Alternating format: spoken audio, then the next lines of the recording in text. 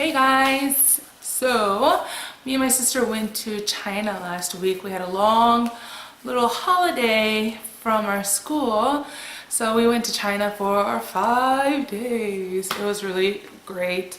But I wanted to tell you guys a little bit of information before I showed you the footage from our trip. So first, let's talk about the visa process. So I got my little handy dandy notebook here. This is information about applying for a visa if you're living in Korea and you are a US citizen.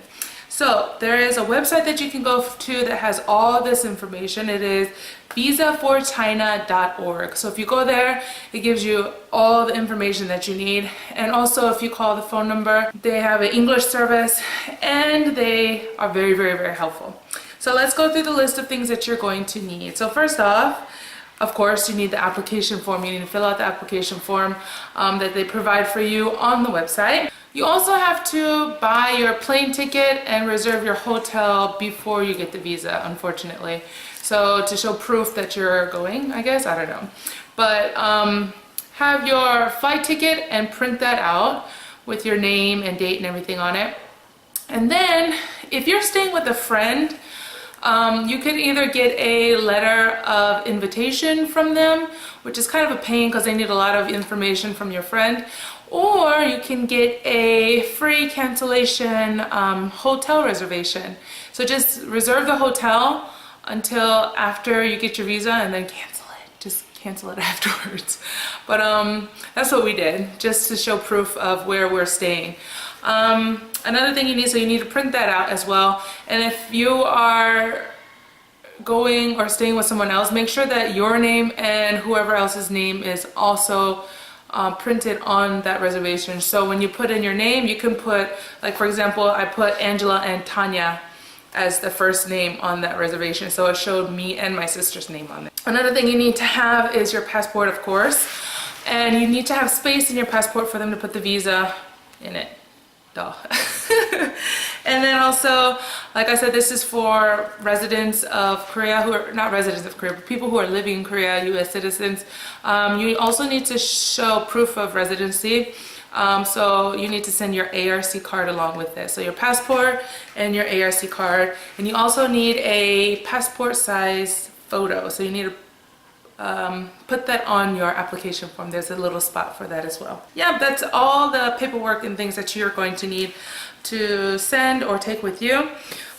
You can submit it, so you can go to the office and do like a walk-in, or you can do a schedule and then go into the office.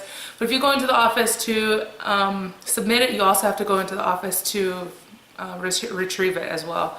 But me and my sister, what we did was we mailed it, and the mailing process, of course, is going to take longer. And when you do mail it, it is probably best to also include a self-addressed envelope. So me and Tanya, we had a kind of short period of time, so we did it rush delivery and paid extra, and also made sure we put in a rush delivery envelope as well. After the whole process is done, so they say it takes about 10 days at the max, so you have to send it in enough time. Me and my sister, we sent it in, and we literally had 10 days before our flight. So we sent it in, and we actually got it back in maybe 5 days or something like that. We got it back in about a week. But just in case, we also had to send in our ARC card because we didn't send that in originally. So make sure you send it in enough time. I'd recommend like 2 to 3 weeks ahead of time. If you can send it in a month before your trip, that would be the best, just in case, I don't know, things happen. As far as payment, for US citizens, it's a 10-year visa, and it cost us, for everything, it cost us about 200,000 won. And yeah, it's pretty pricey, but I don't know, I guess it's for 10 years. That's the process for getting your visa. If you have any questions about that, then go ahead and comment below. And like I said, check out the website. That's how I did it. And I also called them to verify all the information as well. So let's go into our trip. The trip was good. Just a few tips. Me and Tanya, we went for 5 days, and I took 350,000 won, which is about 310 bucks, and she took 300,000 won. And that was pretty good. And we ate and we drank and we bought a couple of souvenirs. If you want to do a little bit more shopping, then I'd recommend bringing more money, maybe another $100 or another 100,000 won extra if you want to do a little bit more shopping. I had maybe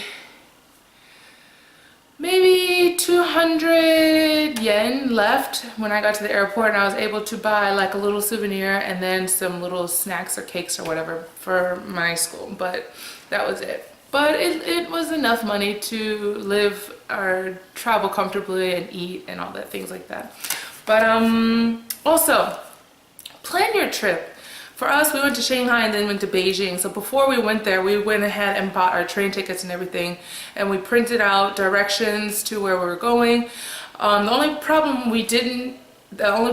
that we had was we didn't have the locations written in Chinese. Make sure if you can have it in English and Chinese, so that if you have a taxi driver or something, you could show them the location in Chinese. And yeah, that was very, very helpful for us that we had the directions when we went to Beijing to get to the Great Wall. We had the directions printed out. It was very, very helpful.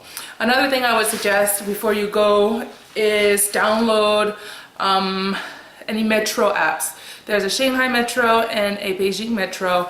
When you go there, there's so many things that are blocked. Google is blocked. Google Play is blocked. If you have an iPhone, then you're lucky because there's a lot of they allow a lot of iPhone apps like the iPhone Play Store, the Apple Store, yeah, Apple Store. But if you have an iPhone, you won't have too much problems. But if you have like any other thing and you're using Google, then you're SOL. We couldn't use any Google Play or anything. So if you do have a Google thing, then I would suggest downloading it before you go to China, downloading the Metro apps. And also, if you can get a Wi-Fi, pocket Wi-Fi or Wi-Fi egg or something from Korea that will work in China, I would recommend that as well, because when we went to the airport and we tried to do that, it was kind of weird because there was some guy that came out of nowhere and was trying to rent us these things, and then he wanted our passports. He wanted pictures of our passports. It was very weird. So we just didn't have a pocket Wi-Fi, which was tough. But yeah, if you can get a pocket Wi-Fi or an egg or some kind of Wi-Fi gadget before you come to China that you can use there, that would be very, very useful. As far as tips, that's pretty much it. Other than that, make sure you have your batteries charged and everything. Right. The battery packs. If you have more than 20,000 mAh battery pack, then they will confiscate it from you in China. I bought a 28,000 mAh battery pack, and when I went through security in China, they yanked it. They took it from me, and I was not happy. I was so mad because I was so excited. I got this big old battery pack for cheap in China, and they took it from me. So I was just like, man. So if you do buy a battery pack, buy a 20,000 mAh battery pack, not a 28,000, because 20,000 I think is the max you can take. But yeah, all right, so that's all the tips. If you have any more questions, then please post them down below. And here are the China footages. Enjoy.